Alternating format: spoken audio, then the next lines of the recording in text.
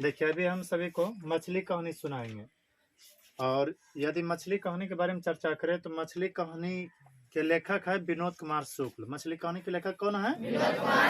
विनोद कुमार शुक्ल के बारे में यदि चर्चा करें तो इनका जन्म 1 जनवरी 1937 ईस्वी को राजनांदगांव छत्तीसगढ़ में हुआ है। देखिए यहाँ से ऑब्जेक्टिव पूछा जाता है और इस पाठ को यदि ध्यान से सुन लिए, जितना भी ऑब्जेक्टिव या सब्जेक्टिव बनता है या बन सकता है सब का सब आपको समझ में आ जाएगा। और यह जो कुछ बातें लिखे हैं बस ये आपको समझाने के लिए लिखे हैं। तो देखिए यहाँ से ऑब्जेक्टिव में क्या क्या आता है। मछली कहानी के लेखक कौन है? विनोद कुमार शुक्ल। यह भी पूछा जाता है मछली क्या है, तो याद रखिएगा ये एक कहानी है। और विनोद कुमार शुक्ल का जन्म कब हुआ? 1 जनवरी 1937 ईस्वी। यदि हम जन्म स्थान के बारे में चर्चा करें तो इसका जन्म राजनांदगांव जो कि छत्तीसगढ़ में पड़ता है। हालांकि यहाँ पर जगह कम होने के कारण से 36 पर गढ़ लगा दिए हैं, तो आप समझिएगा छत्तीसगढ़। और विनोद कुमार शुक्ल के बारे में चर्चा करें तो इन्होंने बहुत सारे कृतियों लिखे हैं। जैसे वह आदमी नया गरम कोट पहनकर चला गया विचार की तरह, यह भी पूछा जाता है ऑब्जेक्टिव में। उसके बाद नौकर की कमीज खिलेगा तो देखेंगे। ऐसे ही बहुत कुछ है इसमें है, थोड़ा बहुत संग्रह याद कर लीजिएगा वो जो प्रमुख कृतियां हैं। मुख्य रूप से हम कहानी पर बात करते हैं, थोड़ा सा समझिएगा। यदि मछली कहानी के बारे में चर्चा करें तो इसमें मध्य वर्गीय के बारे में चर्चा किया गया, यानी कि मध्यम वर्ग के बारे में चर्चा किया गया है।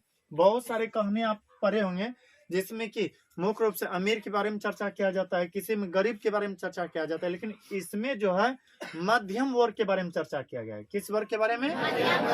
देखिए मध्यम वर्ग क्या होता है? नो ही अमीर नो ही गरीब, ऐसा कोई परिवार पर आधारित कहानी है तो उसे हम क्या कहेंगे? मध्यवर्गीय परिवार वाला कहानी। तो देखिए मछली कहानी को जहां से लिया गया है उसका नाम है महाविद्यालय, यानी कि महाविद्यालय एक कहानी संग्रह है। महाविद्यालय एक ऐसा पुस्तक है जिसमें विनोद कुमार शुक्ल ने अनेकों कहानी लिखे हैं। और यहाँ से ऑब्जेक्टिव आता है महाविद्यालय को मछली कहानी को कहां से लिया गया है, तो याद रखिएगा महाविद्यालय से। अब यह भी ऑब्जेक्टिव में पूछा जा सकता है महाविद्यालय किनका प्रमुख कहानी संग्रह है, किनका है? विनोद कुमार शुक्ल। फिर से सुनिए। अभी देखिए हम यदि चर्चा करें कि राम लक्ष्मण सीता इनके बारे में तो कह सकते हैं रामायण से चर्चा कर रहे कि महाभारत से?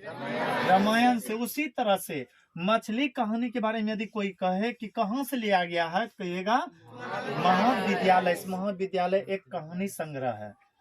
और इसमें किस परिवार के बारे में चर्चा किया गया है? मध्यम वर्गीय परिवार के बारे में। तो ध्यान से आप सुनिएगा, मध्य वर्गीय बोले या मध्यम वर्गीय बोले एक ही होता है। अब ध्यान से समझिएगा।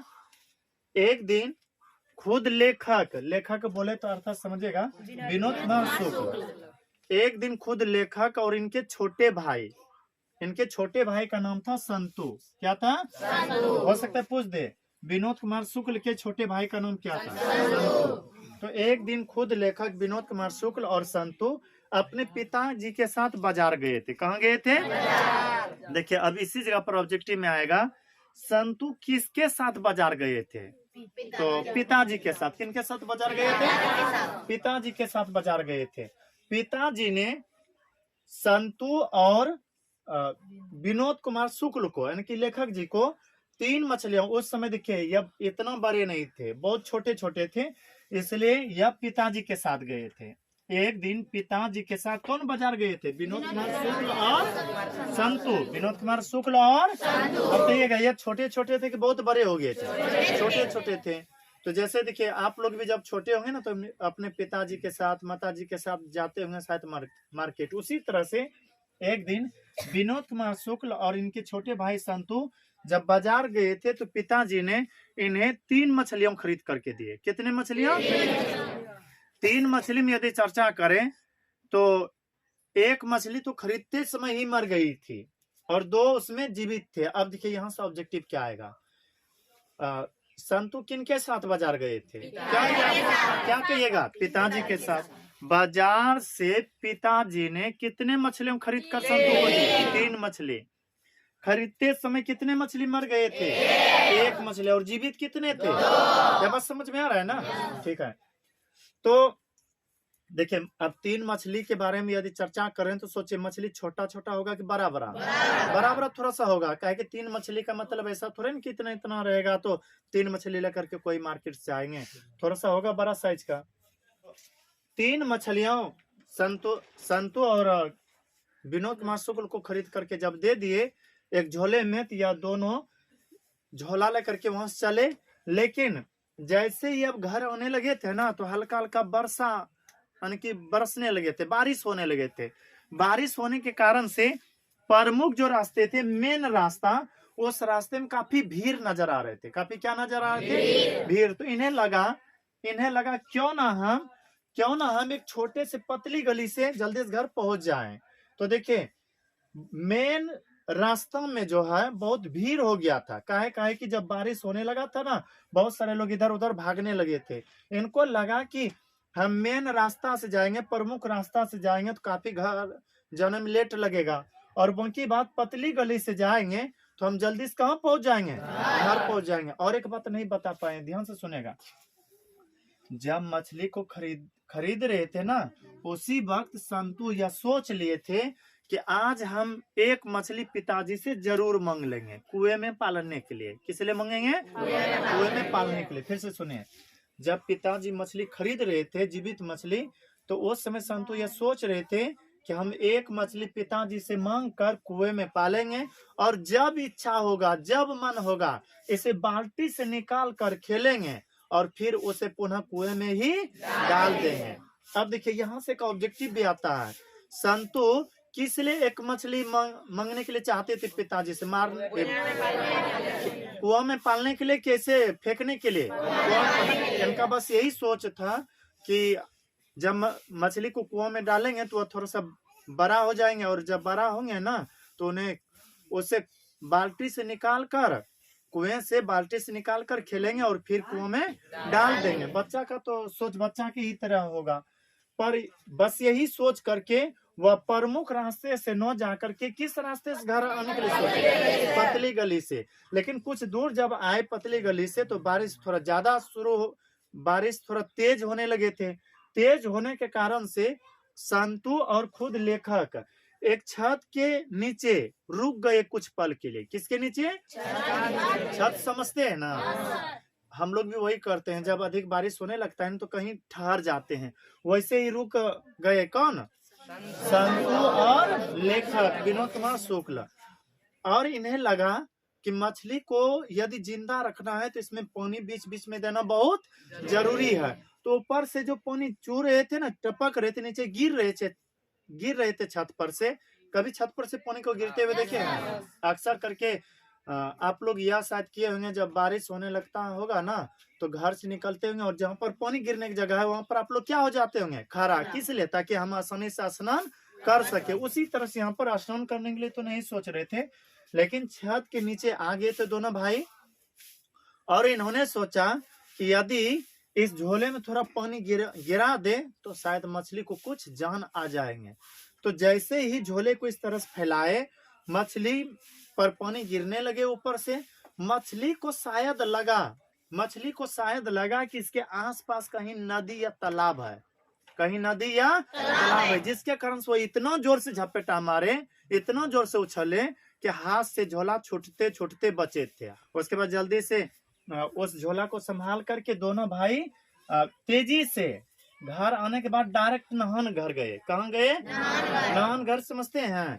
देखिए, पक्का के घर जिनको भी होते हैं ना, तो वह एक नहाने के लिए स्पेशल रूम बनाते हैं, घर बनाते हैं, उसी को नहान घर कहते हैं। तो जल्दी से वह जैसे घर पहुंचे, वह सबसे पहले नहान घर गए। इसी जगह पर एक ऑब्जेक्टिव पूछा जाएगा कि संतु या लेखक सबसे पहले कहाँ गए? तो नहान घर गए। कहाँ? नहान घर। नहान घर जैसे गए, इन्होंने देखा कि भरी हुई पानी से भरी हुई बाल्टी है। पानी से भरी हुई क्या है? बाल्टी। और इन्हें दीदी के बारे में बताया गया था कि एक बार ऐसे ही मछली को हम यहाँ पर नहान घर में रखे थे, और वह किसी तरह से भाग करके नालों में चले गए। किस में चले गए? नालों में। उसके बाद बहुत खोजते रहे, लेकिन वह मछली नहीं मिली। शायद वह मछली यहाँ से देखिए शहर से 3 मील दूर मोहरा नदी में चले गए थे वो मछली। कहाँ चले गए थे? अब देखिए यहाँ से भी एक ऑब्जेक्टिव आएगा कि शहर से कितने मील दूर मोहरा नदी है, तो याद रखिएगा 3 मील दूर। फिर से सुनिए, दीदी ने एक दिन बताए थे संतू को और लेखक जी को कि मछली को जब एक दिन हम नाहन घर में रखे थे तो वह गलती से भाग करके नाला के माध्यम से शहर से 3 मील दूर मोहरा नदी में चले गया और फिर कभी भी वह हमें नहीं मिले। वही बात याद आ गया इन दोनों भाइयों को, तो इन्होंने भरी हुई बाल्टी जो थे पानी से उन्हें आधा कर दिया। क्या किया? और यहाँ से भी ऑब्जेक्टिव पूछा जाएगा, भरी हुई बाल्टी को क्या किया? तो याद रखिएगा आधा कर दिया। आधा करने का मतलब आधा पानी नीचे गिरा दिया और आधा उसी में रहने दिए। ऐसा इसलिए किया ताकि मछली को उसमें जब डाले तो इधर उधर नहीं भागे। और आधा करके उसमें तीनों मछलियों को डाल दिया गया। जैसे ही मछली को डाला गया, जो जीवित मछली थे वह दोनों तैरने लगे और उनके बाद एक मरी हुई जो मछली थी वह ऐसे ही लोघर रही थी। तो उस समय और चर्चा करें तो दोनों भाइयों का पूरा तरह कपड़ा गीला हो गया था। क्या हो गया था? गीला। दोनों भाई ने बारी बारी से शर्ट को खोले और इस तरह से निचोड़ना समझते हैं ना, जब हम लोग कपड़ा को खींचते हैं उसके बाद इस तरह से पानी निचोड़ करके कपड़ा से पानी निकालने का प्रयास करते हैं, उसी तरह से निचोड़े। शर्ट पैंट दोनों को निचोड़ करके फिर से पहन लिए दोनों भाइयों ने। इसलिए पहन लिए कि शायद माँ से हमें डांट न पड़े, क्योंकि घर में कौन है अभी? माँ। हालांकि इनकी दीदी भी है, लेकिन इन दोनों भाइयों को लग रहा था यदि माँ देख लेगी तो पक्का हम दोनों को डांटेगी।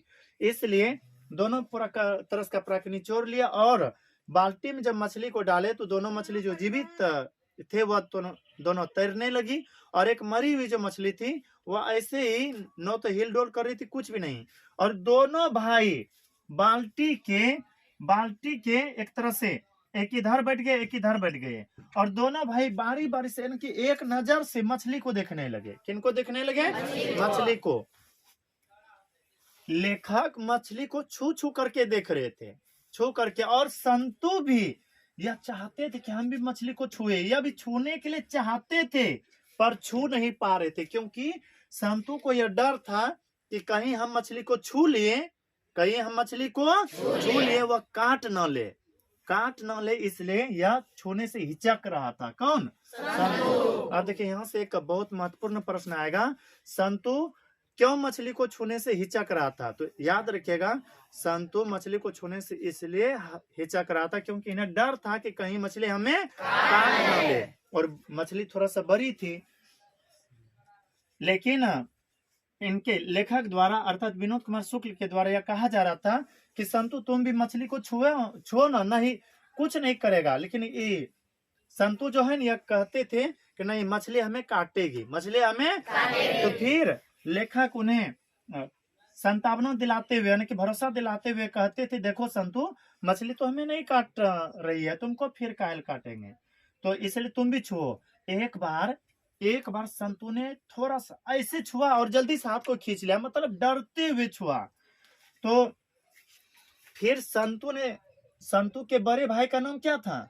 विनोद कुमार शुक्ल, जो कि उस समय छोटे थे पर उतना नहीं, लेकिन किनसे बड़े थे? संतू से। तो लेखक ने उस मरी हुई मछली को कुएं से बाल्टी से बाहर निकाले। किससे बाहर निकाले? बाल्टी से बाहर निकाले, और दो जो जीवित मछली थी उसको बाल्टी में ही छोड़ दिए।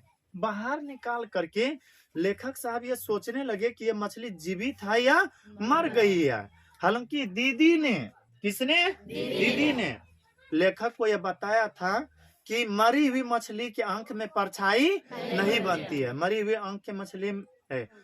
हुई मछली की आंखों में परछाई का मतलब देखिए क्या, आप एक दूसरे का अंग देखिएगा ना तो आपका इमेज उसमें बनता है या नहीं। वैसे ही दीदी बताई थी कि मरी हुई जो मछली होते हैं ना उसके आंख में परछाई नहीं बनते हैं। तो उसी बात को ध्यान में रखते हुए लेखक मछली की आंखों में झांक करके देखते थे कि इस मछली की आंख में परछाई बन रहे हैं या नहीं बन रहे हैं। लेकिन लेखक को कुछ नहीं समझ में आ रहा था, क्योंकि परछाई स्पष्ट नहीं दिख रहे थे, परछाई स्पष्ट। तो फिर संतु को कहने लगे, संतु तू देख क्या मछली की आंख में परछाई बन रही है या नहीं। लेकिन संतु ने भी इस तरह से देखने का प्रयास किया, लेकिन इनको भी पूरा तरह से पता नहीं चला। तो उसी वक्त लेखक ने यानी कि विनोद कुमार शुक्ल ने संतु को कहा कि जा दीदी को बुला करके जल्दी से लाओ। किनको बुला करके लाओ? तो जैसे ही संतु दीदी को बुलाने के लिए जाते हैं, तो फिर उधर से आते ही कहा कि भैया दीदी तो सोई हुई है, दीदी तो सोई है। लेखक विनोद कुमार शुक्ल ने सोचा कि दिन में दीदी सोई हुई है। फिर इनको लगा कि हमें ही जाकर के थोड़ा बताना चाहिए दीदी को कि दीदी देखो पापा जी हमें 3 मछली दिए और लाए हैं, और एक मछली पता नहीं जीवित है या मर गई है, हमें पता नहीं। यही बात बताने के लिए लेखक ने सोचा कि अब हम जाएंगे। किसने सोचा? बोलेगा किसने ये सोचा कि थोड़ा दीदी को हम जगा करके लाएंगे? लेखक ने। लेकिन जैसे ही लेखक अर्थात विनोद कुमार शुक्ल नहान घर से बाहर निकले ना, यह देख करके आश्चर्यचकित रह गए, कि सोच भी नहीं पाए, क्योंकि इन्होंने देखा अपने आंखों से कि माँ मसाला पीस रही है। माँ क्या कर रही है? बोले किन के लिए? मछली के लिए। अब देखिए यहाँ से ऑब्जेक्टिव एक आता है कि माँ क्या कर रही थी। माँ क्या कर रही थी? याद रखिएगा, माँ मसाला पीस रही थी। किनके लिए? मछली के लिए। और एक बात बता दे, यदि मछली के बारे में चर्चा करें तो माँ मछली को नहीं खाती थी। माँ मछली को हालांकि संतु और लेखक साहब मछली खाने के लिए सोचे थे, कई बार इच्छा व्यक्त किए थे, लेकिन माँ इन दोनों को डांट करके मांस मछली से दूर रखने का प्रयास करते थे। इसलिए हम कह सकते हैं कि घर में न तो माँ मछली खाती थी और न ही लेखक न ही संतु, केवल और केवल पिताजी मछली खाते थे। कौन खाते थे? यहाँ से भी का ऑब्जेक्टिव पूछा जाएगा, घर में लेखक के घर में मछली कौन खाते थे? याद रखिएगा, पिताजी। कौन खाते थे? और यदि मछली बनाने के बारे में चर्चा करें तो माँ मछली को नहीं बनाती थी, मछली को माँ नहीं बनाती थी। माँ को काटने के लिए एक नौकर, लेखक के घर में एक नौकर थे जिनका नाम था भग्गू। जिनका नाम क्या था? अब देखिए नौकर की बात क्यों की? क्योंकि हम हेडिंग में यहाँ पर ही लिखे हैं कि यह मध्यवर्गीय परिवार का कहानी है, यानी कि मध्यम वर्ग के परिवार का कहानी है। मध्यम वर्ग उसे कहते हैं, नो ही अमीर नो ही गरीब। गरीब न होने का मतलब कुछ न कुछ उनके पास हैसियत होना। तो इनके यहाँ एक नौकर रहते थे। क्या रहते थे? वही नौकर मछली को काटने और बनाने का काम करते थे। तो ध्यान से सुनेगा, अभी हम बता रहे थे जैसे ही विनोद कुमार शुक्ल ने यह सोचा कि हम ही जाते हैं अब दीदी को जगाने, तो इन्होंने देखा कि माँ क्या कर रही है? मसाला पीस रही है। इस सोच नहीं पाए और इनको लगा कि अब यह मछली कट जाएगी, अब यह मछली कट जाएगी। और लेखक ने क्या सोचे थे कि हम एक मछली क्या करेंगे? पिताजी से मांग लेंगे। किस लिए? कुआं में पालने के लिए। और जब इच्छा होगा उस मछली को किससे निकालेंगे? बाल्टी से निकाल कर खेलेंगे और पुनः उसी में डाल देंगे। लेकिन शायद इनको लगा कि अब ऐसा होने वाला नहीं है, क्योंकि माँ क्या कर रही है? मसाला पीस रही है। तो फिर जब दीदी के पास विनोद कुमार शुक्ल गए, लेखक जी गए, तो इन्होंने देखा कि दीदी पूरा तरह से सिसक सिसक करके रो रही है। दीदी पूरा तरह सिसक सिसक करके रो रही है। और रोने के कारण से इनका जो साड़ी थे वो थोड़ा बहुत भींग चुके हैं। वह थोड़ा बहुत क्या हो चुके हैं? भींग चुके हैं। और जब बीच में सिहरते थे ना, तो इनका शरीर पूरा कांप उठते थे। सिहरने का मतलब समझते हैं? किसी बच्चे को पीटिए, छोटा सा बच्चा को बीच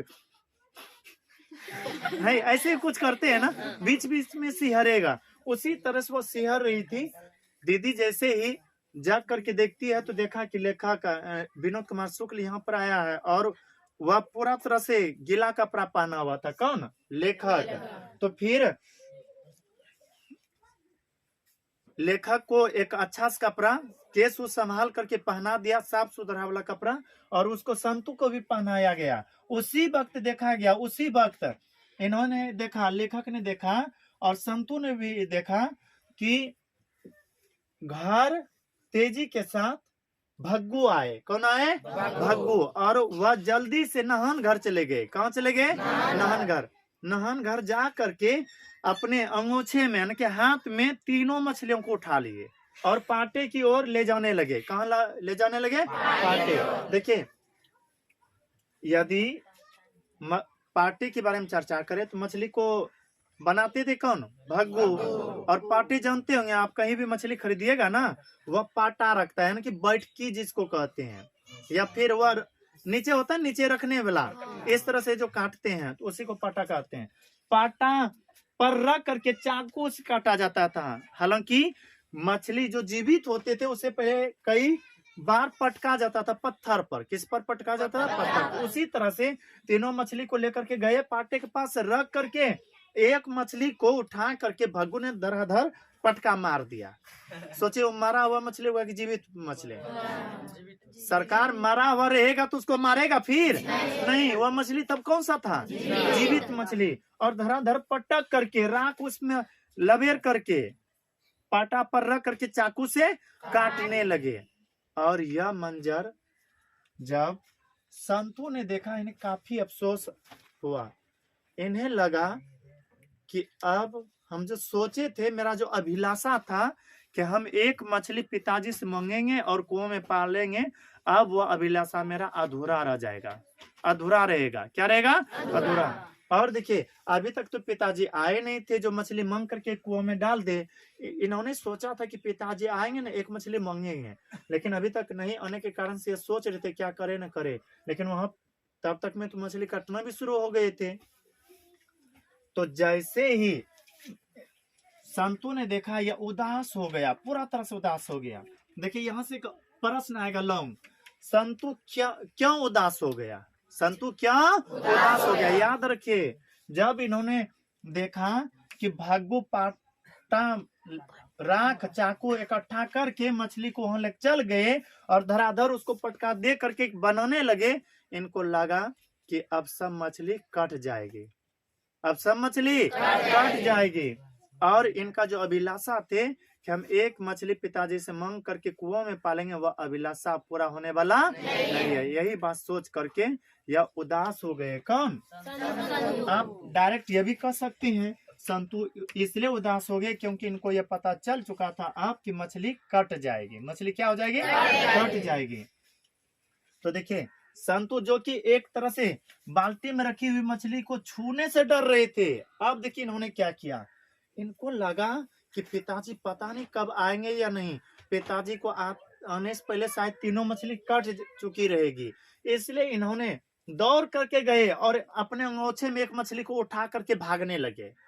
अपने अंगोछे में एक मछली को उठा करके शायद, अच्छा बताइएगा, जीवित मछली को वह बनाना शुरू कर देते कि मृत मछली को? जीवित। एक तो पटके थे वो जीवित थे ना, और दो बची हुई थी। कितना बची हुई थी? दो में एक जीवित एक मृत।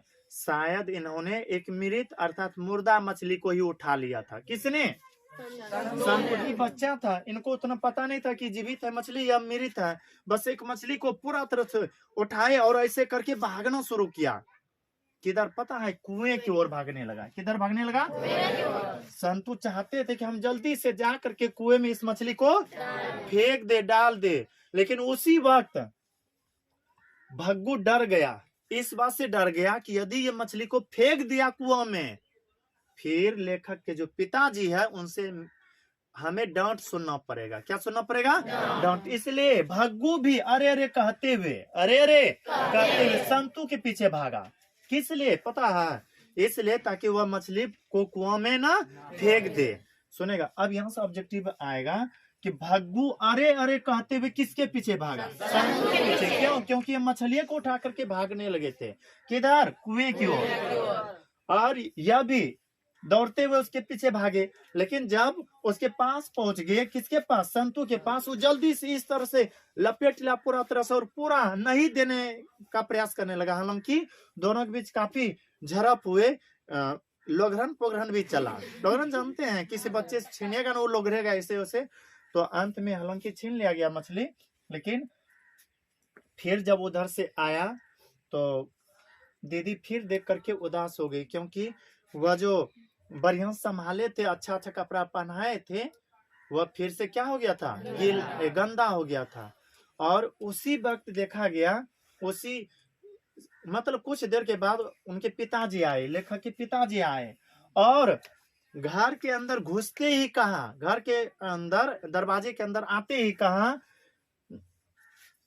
कि पिताजी ने कहा कि अगर भग्गू को कहा था, किनको कहा था, भग्गू को कहा था, कहा कि भग्गू अगर नरेन घर में घुसे तो, अगर नरेन घर में घुसे तो साले के हाथ पैर तोड़कर बाहर फेंक देना, बाद में जो होगा भुगत लूंगा, बाद में जो होगा भुगत लूंगा, ये भुगत लेंगे।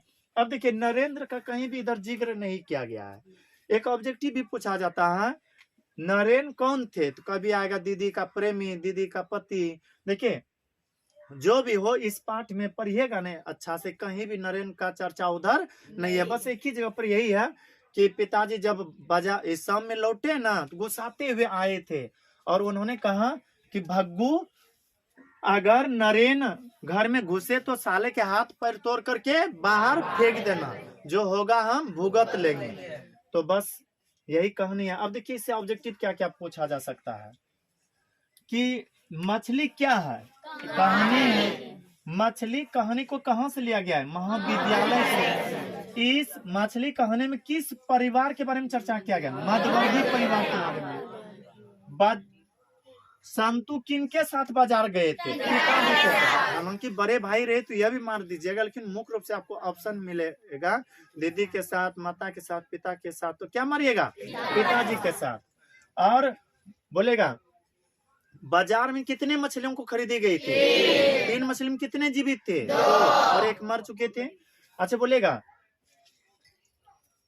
संतु ने मछली के बारे में क्या सोचा था, यही कि हम एक मछली को पिताजी से मांग करके कुएं में पालेंगे और जब वो बड़ा हो जाएंगे तो उसे बाल्टी से निकाल करके खेलेंगे और पुनः उसी में डाल देंगे। अच्छा बोलेगा घर का नौकर कौन था, भग्गू था। घर का नौकर कौन था, अच्छा बोलेगा शहर से कितने मील दूर पर मोहरा नदी है, 3 मील दूर। एक बार मछली उसी में ना भाग गए थे। अच्छा बोले किसने संतों को और लेखक को ये बताए थे कि मरी हुई मछलियों के आंख में परछाई नहीं बनती। दीदी ने। दीदी कहाँ लेटी हुई थी, बिस्तर पर, एक रूम में, एक कमरे के बिस्तर पर। यह क्या कर रही थी, तो याद रखिएगा सिसक सिसक कर रो रही थी, सिसक सिसक कर। हालांकि लेखक जी ने जब देखे थे ना, उनको लगा कि शायद पिताजी पीटे उठे होंगे या डांटे होंगे, किनको, दीदी को, लेकिन ऐसा कुछ भी नहीं था। हालांकि यदि दीदी के बारे में चर्चा करें तो थोड़ा उनका तबीयत खराब हो गए थे। क्या खराब हो गए थे, तबीयत। अच्छा बोलिए माँ क्या कर रही थी, अच्छा लेखक सबसे पहले, लेखक और संतोष सबसे पहले कहाँ गए थे, नहान घर में भरी हुई बाल्टी को क्या किए, और पता है जब आखिरी में वो मछली छीन करके लाए भग्गू, तो कट गया गोल गोल कुटिया, देखे है ना। उसके बाद आखिरी में निराश होकर के लेखक साहब नहान घर आए और वही जो पानी था ना बाल्टी में, उसको उल्टा दिए। आप लोग देखिएगा कहीं भी इस तरह से चापाकल ही जाइए, चापाकल पर ही जाइए, वहां पर एक पानी उल्टाइएगा ना, छितना आ जाएगा, पूरा तरह फैल जाएगा। उसी तरह से नहान घर में पूरा तरह से फैल गए और फिर कुछ समय के बाद वह पानी पूरा तरह से खाली हो गया। और इसी जगह पर आपका कहानी भी समाप्त हो गया। समझ में आया, ठीक है।